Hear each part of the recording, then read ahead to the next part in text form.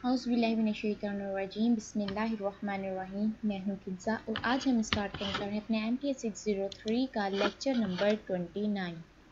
ठीक है, differentiation using interpolation. इसमें हमें क्या दिया हुआ है, उन्होंने कहा है कि if the given tabular function y of x is reasonable y well approximated by a polynomial Pn(x) of n degree. ठीक है, उन्होंने क्या कहा है कि अगर y ऑफ x जो अप्रॉक्सीमेटेड है पोलिनोमियल Pn(x) का, ठीक है, अगर y ऑफ x अप्रॉक्सीमेटेड होगा Pn(x) का, तो हमने क्या करना है कि सेम इसी तरह Pn(x) भी अप्रॉक्सीमेटेड होगा y ऑफ x का।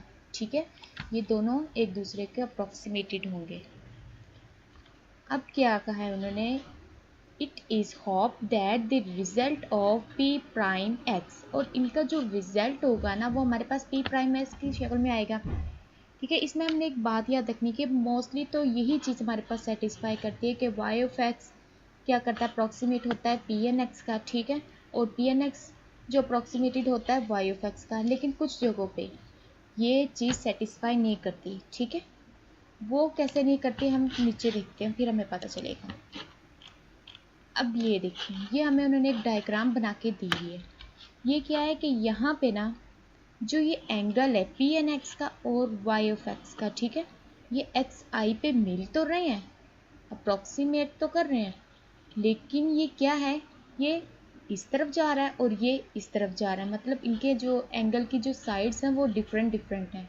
ठीक है, यही उन्होंने कहा है कि कुछ जगहों पे तो अप्रॉक्सीमेट होते हैं एक दूसरे के, लेकिन कुछ जगहों पे नहीं होता। अब यहाँ पे एक दूसरे का अप्रॉक्सीमेट नहीं है, क्योंकि ये मिल तो रहे हैं लेकिन जा कहीं और रही है, किसी और तरफ एंगल बना रही है, किसी और तरफ एंगल बना रहे हैं। ठीक है, ये इन्होंने यहाँ पे कहा है। अब हमें उन्होंने एक फार्मूला दे दिया है न्यूटन डिवाइडेड डिफरेंस का।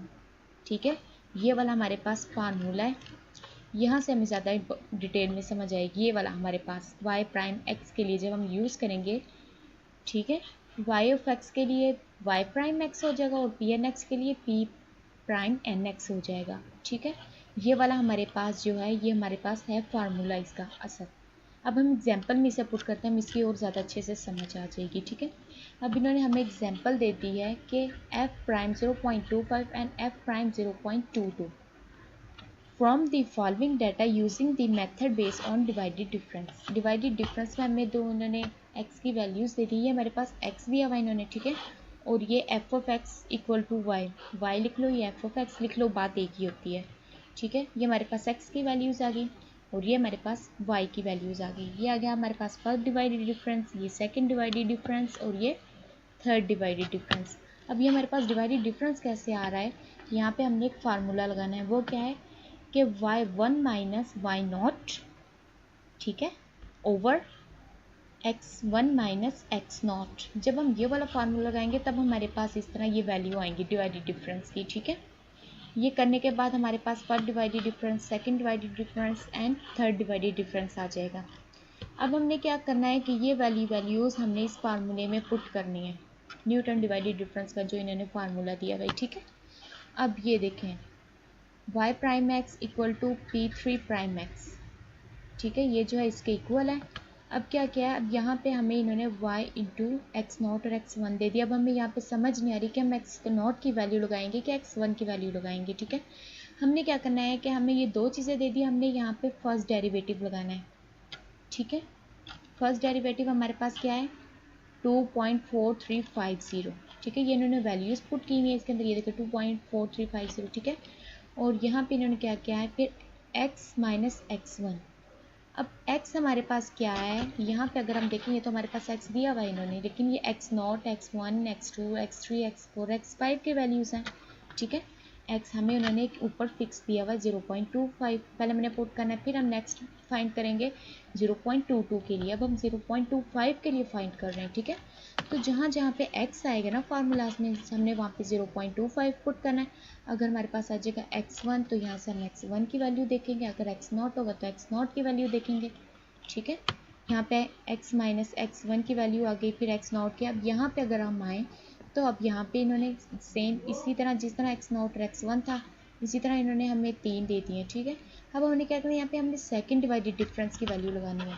वो हमारे पास थी -5.700। ठीक है, ये देखें कहाँ पे है हमारे पास -5.75। ठीक है, ये हमारे पास आगे इसी तरह हमने फिर आगे वैल्यूज पुट करनी है और यहाँ पे हमने थर्ड डिवाइडेड डिफरेंस की वैल्यू लगा देनी है जो है हमारे पास 15.6250। वो हमारे पास आगे 15.6250, हमने इसे सिंप्लीफाई करना है तो हमारे पास 0.25 के लिए हमारे पास आंसर आएगा 1.7363। ठीक है, अब हमने 0.22 के लिए फाइंड करना है, सेम यही हमने प्रोसेस करना है, वैल्यू पुट करनी है, जहाँ जहाँ पे x आएगा वहाँ पे हमने 0.22 लगाना है। ठीक है, इसी तरह हमारे पास ये आंसर आ जाएगा 1.9734। अब हम चलते एग्जाम्पल 2 की तरफ। सेम एग्जाम्पल 2 भी एग्जाम्पल 1 की तरह है, हमें x की वैल्यूज़ दी थी और y की वैल्यूज़ दी थी हैं। ठीक है, और इन्होंने यहाँ पे हमें एक y प्राइम x की वैल्यूज़ दे दी है 0.75। Same y1 minus y naught over x1 minus x naught करके हमने फर्स्ट डिवाइडेड डिफरेंस निकालना है, फिर हमने सेकंड और थर्ड डिवाइडेड डिफरेंस करके वैल्यूज़ निकाल लेनी है। हमने लगाना है अपना फार्मूला।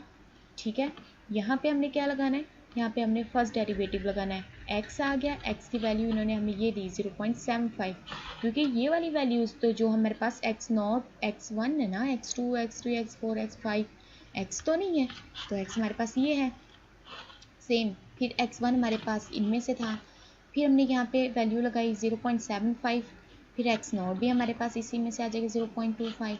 यहाँ पे हमने सेकंड डिवाइडेड डिफरेंस लगा देना है जो है हमारे पास 10.664। ठीक है, फिर हमने वही x की वैल्यूज पुट करते हुए यहाँ पे हमने थर्ड डिवाइडेड डिफरेंस लगाना है जो हमारे पास है 14.2219। ठीक है, 14.2219।